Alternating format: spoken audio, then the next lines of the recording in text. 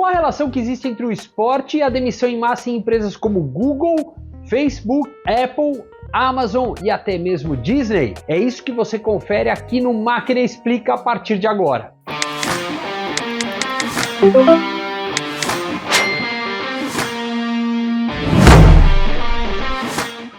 Salve, salve galera, eu sou o Eric Betting e estou aqui para trazer para você o Máquina Explica, semanalmente um encontro para que a gente fale um pouquinho sobre mudanças e negócios que têm acontecido no universo do esporte e que interferem diretamente ou na sua paixão, se você é fã do esporte e consumidor do esporte, ou no seu trabalho, se você é um marqueteiro do esporte. E hoje a gente vai falar da relação que existe entre a demissão em massa que vem acontecendo em várias empresas das Big Techs e o esporte, o mercado esportivo. O que tem acontecido desde o começo de março é que várias empresas têm anunciado o corte de funcionários pelo mundo inteiro. A Amazon anunciou que quase 9 mil pessoas serão demitidas. A Disney também vai fazer um corte próximo a isso. No Google também tem alguns cortes sendo programados e no Facebook mais um grande corte vem pela frente. Ou na Meta, se você quiser usar a nomenclatura atual da empresa do grupo Facebook. Por trás dessas demissões está uma mudança que vem acontecendo no mercado mundial, e que ainda não chega no Brasil, e a gente vai explicar isso, e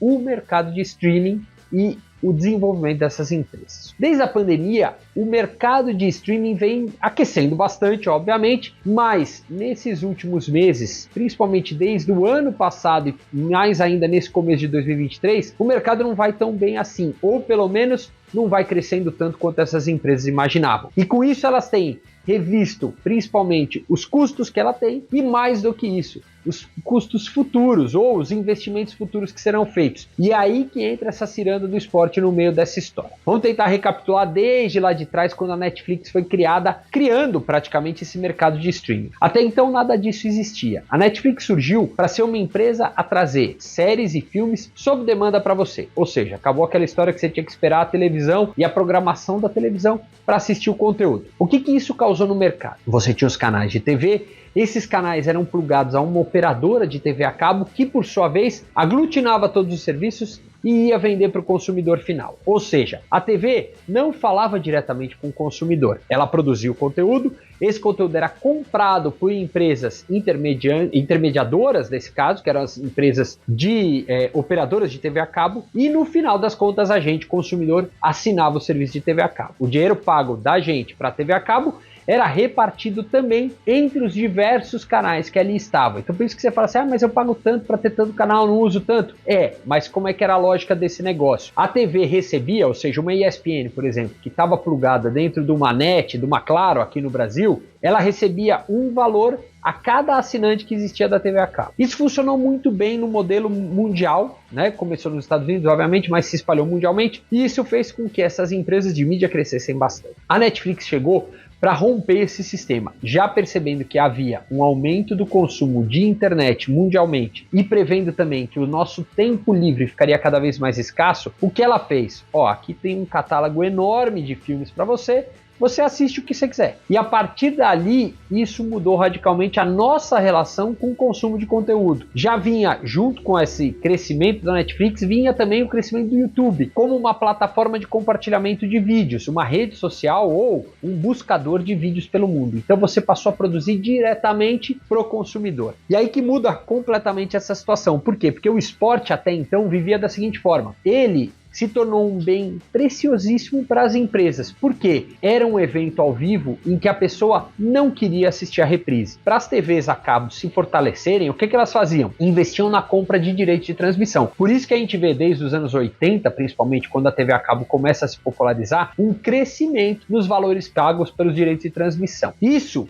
foi basicamente um modelo que funcionou até 2015, mais ou menos. Em 2016, o DAZN entra no mercado, e aí falando especificamente do esporte, e compra os direitos de transmissão por streaming, exclusivo no streaming, para transmitir a Champions League na Alemanha. Isso começa a mudar de figura o cenário mundial de direitos de transmissão. Porque se até então era só a TV a cabo que se importava com aquilo, o streaming passou a olhar e ser uma alternativa para transmitir evento ao vivo. Porque ou tudo estava na TV a cabo, ou esportes de menor popularidade não tinham espaço na TV a cabo. Lembra da Netflix? Ela é importante nessa história. Por quê? Porque a Netflix não adotou esse modelo. Ela continuou sendo uma produtora de séries e filmes. E ela fazia isso da seguinte forma. Antes, ela comprou de todos os produtores, grandes produtores cinematográficos, inclusive a Disney, Fox Studios, Universal, todos eles, os direitos de transmissão no streaming das séries e filmes. Ninguém se atentou porque ela já tinha visto. E aí o que aconteceu? Ela fechou um contrato que ia basicamente até mais ou menos 2012. Ela começou a fechar em 2001 esses contratos e foi indo quase que até 2012, alguns até 2015 nesse contrato de exclusividade na Netflix para mostrar filmes e séries no streaming. Quando acabou isso,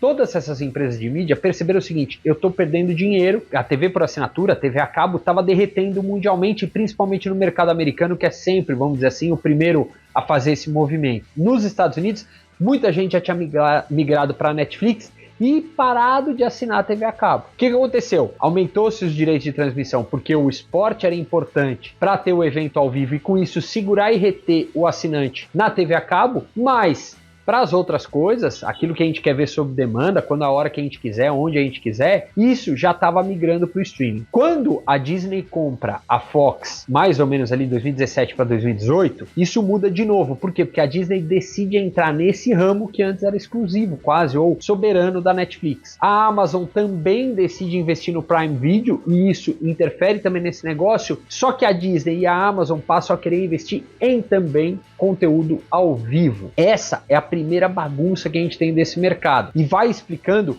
o porquê dessas empresas hoje estarem cortando aquilo que elas já vinham prevendo antes de crescimento lá atrás, porque entrou a pandemia no meio de tudo isso. E em 2020, 2021 e 2022, todas essas plataformas de streaming, principalmente 2020 e 2021, todas essas plataformas de streaming cresceram demais.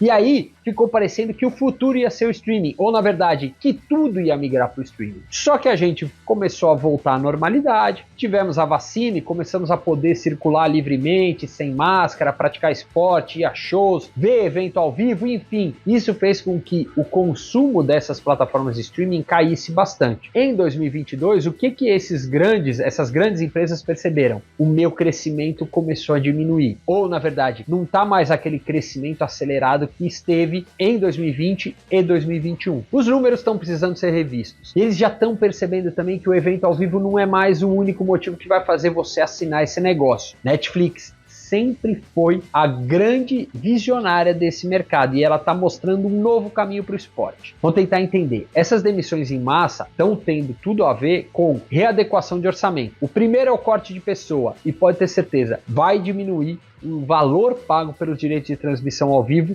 daqui para frente. As empresas de streaming já estão olhando que talvez o evento ao vivo não seja o mais importante para ela. Talvez ter um bom produto atrelado a esses grandes eventos seja mais eficiente. Até porque os detentores dos eventos já estão começando a investir em plataformas próprias. A FIFA é o melhor exemplo disso. Ela criou o FIFA Plus e está tentando falar direto com o torcedor, conhecer melhor mundialmente quem é o torcedor. Fazendo o quê? Colocando um monte de produto lá, séries sobre jogadores, histórias, documentários e também alguns eventos ao vivo. Copa do Mundo foi o primeiro grande teste aqui no Brasil, a gente viu isso. Se isso vai acontecer, o que sobra para a Amazon, para a Disney, para a Apple? Essas empresas investiram pesado em direito de transmissão ao vivo. Eles pagaram 2 bilhões de dólares cada um por ano para a NFL para transmitir, tanto no streaming quanto na TV a cabo, os seus eventos. A Amazon foi mais além. Como ela não tem TV a cabo, ela pagou 2 bilhões de dólares por ano para ter exclusividade na transmissão por streaming de um jogo na quinta-feira. E são só 16 jogos na temporada, ou seja, 2 bilhões por 16 jogos. É muita grana. Mas, no total da Amazon, isso interfere pouco. Só que talvez ela já esteja olhando que isso não está fazendo o ponteiro subir. Não está chegando mais gente para assinar o serviço da Amazon, porque só lá ela pode ver aquele jogo. A Amazon adotou mais ou menos a mesma estratégia aqui para o Brasil. Fechou um acordo com a NBA, tem jogo exclusivo da NBA dentro da plataforma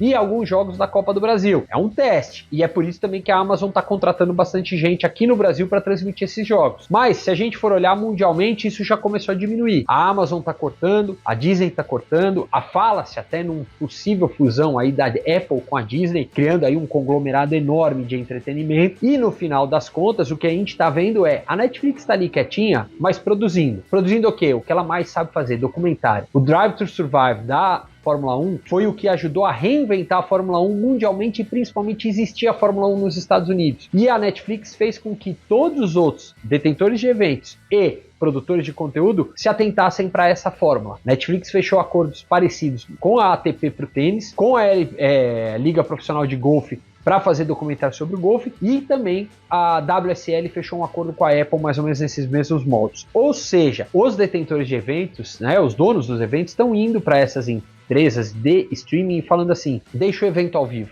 de lado e produz documentário. Então a gente deve ver uma escalada nesse mercado de produção de conteúdo relacionado ao evento esportivo, mas não a transmissão do evento em si. E isso impacta na frente, por quê? Isso pode ajudar a aumentar a base de fãs, principalmente entre as gerações mais jovens, mas não necessariamente garante mais dinheiro para o esporte. Por quê? Porque o evento ao vivo deixa de ser tão atrativo para essas plataformas de streaming. E aqui no Brasil isso aí não está acontecendo. Kleber Machado acaba de ser anunciado na Prime Video. A gente tem a Paramount Plus estreando a transmissão da Libertadores, né, neste ano. A Turner investindo muito na HBO Max para a transmissão de jogos do Paulistão e também da Champions League. A ESPN investindo demais no Star Plus para ter eventos exclusivos lá dentro. E também outras plataformas chegando nisso. A Apple usando um acordo global para transmitir a MLS de futebol dos Estados Unidos, enfim. Esse negócio está andando de um jeito diferente aqui no Brasil. Mas por quê? Porque o mercado de streaming no Brasil começa a crescer agora. Então o evento ao vivo ainda é atrativo, ainda é interessante para trazer gente. A Netflix diz que não vai entrar nisso. Ela está olhando o quê? A produção do conteúdo adjacente. Ela está fazendo com que o Drive to Survive também cresça no Brasil. Ela teve durante a pandemia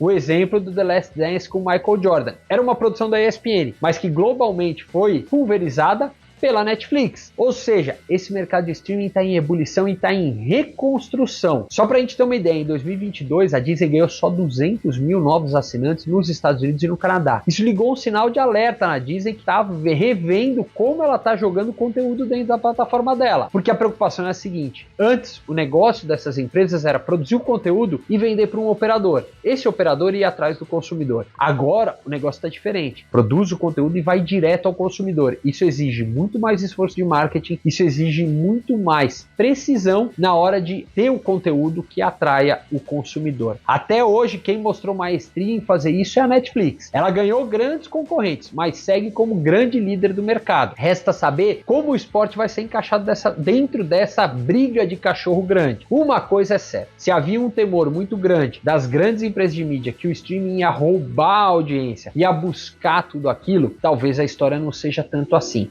Até porque o streaming está ganhando os direitos daquilo que não está sendo vendido. Ou está pagando uma nota preta para ganhar mais ou menos uma ferramenta de marketing de exposição do produto, mas não crescer muito mais do que isso.